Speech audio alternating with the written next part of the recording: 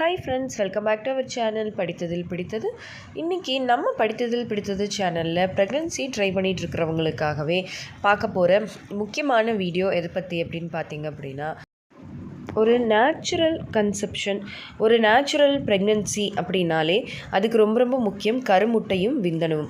இது ரெண்டையுமே நம்ம ஒரே மாதிரி, அதாவது ஒரே காலகட்டத்தில் நம்ம எப்படி அதோட குவாலிட்டியை இன்க்ரீஸ் பண்ணி நம்ம சீக்கிரமாக கருத்தரிக்கிறது, அதுக்கு நம்ம ஃபாலோ பண்ண வேண்டிய 5 முக்கியமான ஸ்டெப்ஸ் என்ன அப்படிங்கிறது தான் இன்றைக்கி நான் உங்ககிட்ட ஷேர் பண்ணிக்க போகிறேன். அதாவது பார்த்திங்க அப்படின்னா, ஒரு நல்ல கருமுட்டை, குவாலிட்டியான கருமுட்டை உருவாகிறதுக்கும் ஒரு நல்ல குவாலிட்டியான விந்தணு உருவாகிறதுக்கும் நமக்கு ஒரு 3 மாதம் அப்படிங்கிறது தேவைப்படுது. அதாவது 90 டேஸ். இந்த 3 மாதம் தான் பார்த்திங்கன்னா ஒரு நல்ல குவாலிட்டியான கருமுட்டை இல்லைனா குவாலிட்டியான விந்தணுக்களை உருவாக்குறதுக்கு நமக்கு தேவை. ஸோ அப்போ அடுத்த 3 மாதத்தில் நம்ம இதை சரி பண்ணி நம்ம கருமுட்டையோட குவாலிட்டியும் விந்தணுவோட குவாலிட்டியும் ஒரே நேரத்தில் நம்ம டெவலப் பண்ணி எப்படி கன்சீவ் ஆகிறது அப்படிங்கிறதுக்கான ஒரு 5 ஸ்டெப்ஸை தான் இன்றைக்கி நான் உங்ககிட்ட ஷேர் பண்ணிக்க போகிறேன். ஸோ நீங்களும் ப்ரெக்னென்சி ட்ரை பண்ணிகிட்ருக்கீங்க அப்படின்னா, கணவன் மனைவி 2 பேருமே இந்த 5 ஸ்டெப்ஸையும் ஃபாலோ பண்ணிங்க அப்படின்னா கருமுட்டையோட குவாலிட்டியும் நல்லா இன்க்ரீஸ் ஆகும், விந்தணுவோட குவாலிட்டியும் நல்லா இன்க்ரீஸ் ஆகும். உங்களுக்கு அடுத்தடுத்த மாதங்கள்லேயே உடனே கருத்தரிக்கிறதுக்கான வாய்ப்புகளும் அதிகமாக இருக்கும். ஸோ அதை பற்றி தான் நீங்கள் இன்றைக்கி பார்க்க போகிறீங்க. நீங்கள் இதை பற்றி ஃபுல்லாக தெரிஞ்சுக்கணும்னு நினைக்கிறீங்க அப்படின்னா இந்த வீடியோவை ஸ்கிப் பண்ணாமல் கடைசி வரைக்கும் பாருங்கள். நிச்சயமாக ப்ரெக்னென்சி பிளான் பண்ணிகிட்ருக்கிற எல்லாருக்குமே இந்த வீடியோ ரொம்பவே யூஸ்ஃபுல்லாக இருக்கும். அண்ட் வீடியோக்குள்ளே போகிறதுக்கு முன்னாடி, நம்ம ஆரோக்கிய உணவில் நிறைய homemade healthy and organic products அவைலபிளாக இருக்குது. முக்கியமாக இன்ஃபர்டிலிட்டிக்கு தேவையான ப்ராடக்ட்ஸும் நம்மக்கிட்ட நிறையவே அவைலபிளாக இருக்குது. பிசிஓடி, பிசிஓஎஸ்க்கு, எக் க்ரோத்துக்கு, ஸ்பெர்ம் ப்ரொடக்ஷனுக்கு, ஸ்பெர்ம் ஹெல்த்துக்கு, ஸ்பெர்ம் கவுண்ட்டுக்கு, இது எல்லாத்துக்குமே தேவையான ப்ராடக்ட்ஸ் அவைலபிளாக இருக்குது.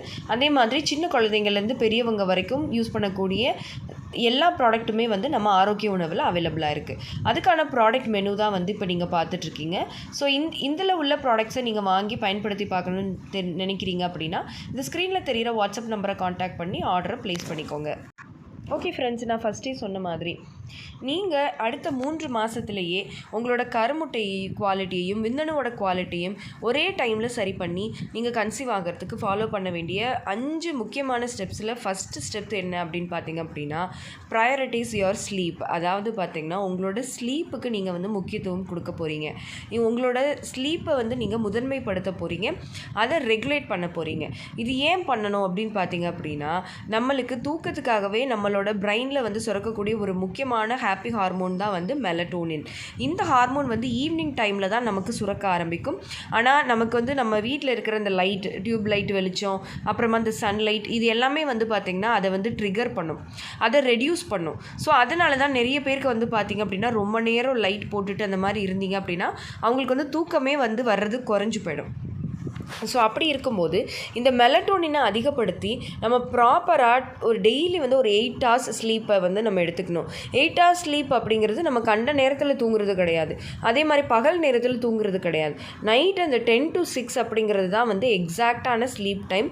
இந்த டைமில் நீங்கள் தூங்கினா மட்டும்தான் உங்களுக்கு இன்ஃபர்டிலிட்டிக்கு தேவையான ஹார்மோன்ஸ் எல்லாமே ப்ராப்பராக உங்களுக்கு கிடைக்கும். நீங்கள் சீக்கிரமாக கன்சீவ் ஆக முடியும். உங்களுடைய குவாலிட்டி நல்லா என்ஹான்ஸ் ஆகும், இன்ஃப்ளமேஷன் குறையும், ஸ்பெர்ம் குவாலிட்டி, ஸ்பெர்ம் ப்ரொடக்ஷன் அதிகரிக்கும்.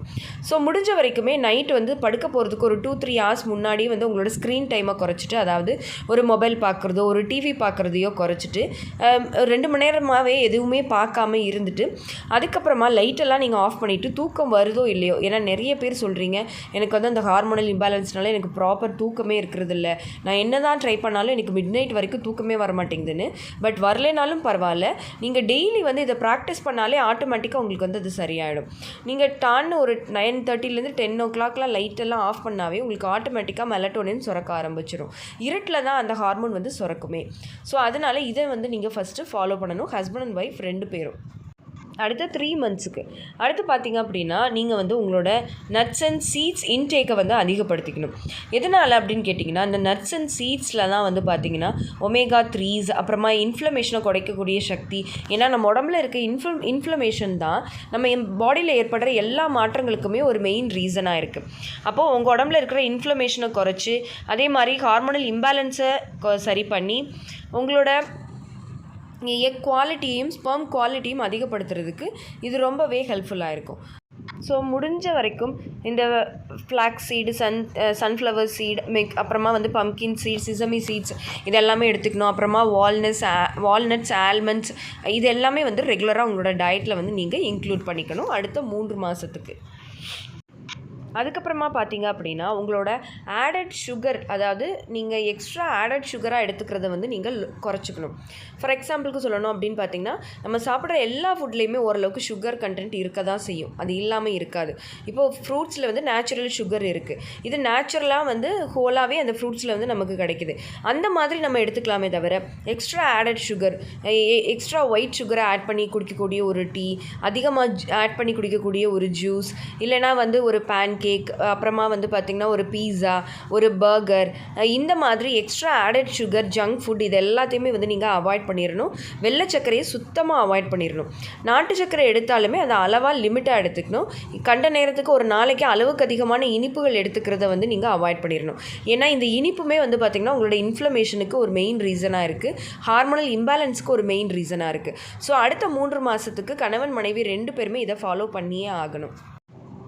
அதுக்கப்புறமா பார்த்தீங்க அப்படின்னா கலர்ஃபுல் வெஜிடபிள்ஸ், அதாவது green colour, yellow colour, orange colour, red கலர்னு கலர்ஃபுல் ரெயின்போ கலர் வெஜிடபிள்ஸை வந்து நீங்கள் வந்து உங்களோட டயட்டில் எடுத்துக்கணும். ஏன்னா இதுலேயும் வந்து anti inflammatory property, folic acid, folate, vitamin A, vitamin C அந்த மாதிரியான எல்லா சத்துக்களும் இதில் உங்களுக்கு கிடைக்கும். ரொம்ப ரொம்ப இம்பார்ட்டண்ட் ஃபைபர் கிடைக்கும். ஸோ இது எல்லாமே வந்து பார்த்திங்கன்னா நெக்ஸ்ட் 3 மந்த்ஸ்க்கு நீங்கள் ரெகுலராக ஃபாலோ பண்ணிங்க. பட் லஞ்சுக்கு வந்து பார்த்திங்கன்னா டெய்லி ரெகுலராக டிஃப்ரெண்ட்டான கலர் வெஜிடபிள்ஸ் வந்து, இல்லை கீரை, இல்லை ஒரு நாள் வந்து மற்ற வெஜிடபிள்ஸ்னு டெய்லி மினிமம் 2 வெஜிடபிள்ஸாவது நீங்கள் எடுத்துக்கிட்டே வரணும். இதனால் உங்களுக்கு எல்லா சத்துக்களும் கிடச்சி சீக்கிரமாக கருத்தரிக்கலாம். அதுக்கப்புறமா பார்த்திங்கன்னா ஃபைனலாக விட்டமின் டி.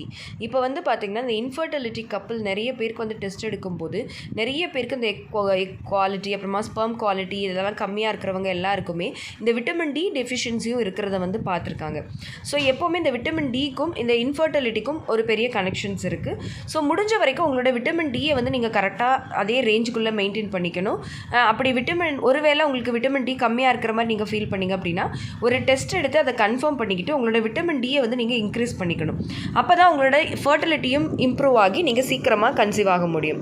டெய்லி மார்னிங் வந்து ஒரு 10 to 15 மினிட்ஸ் வந்து நார்மல் சன்லைட்டில் நிற்கிறது ரொம்ப ரொம்ப நல்லது. ஸோ விட்டமின் டி வந்து இன்ஃபர்டிலிட்டிக்கு ரொம்ப முக்கியம். ஸோ அடுத்த 3 மாதங்கள் வந்து நீங்கள் டெய்லி இந்த மாதிரி காலையில் ஒரு 10 to 15 மினிட்ஸ் சன்லைட்டில் நிற்கணும்.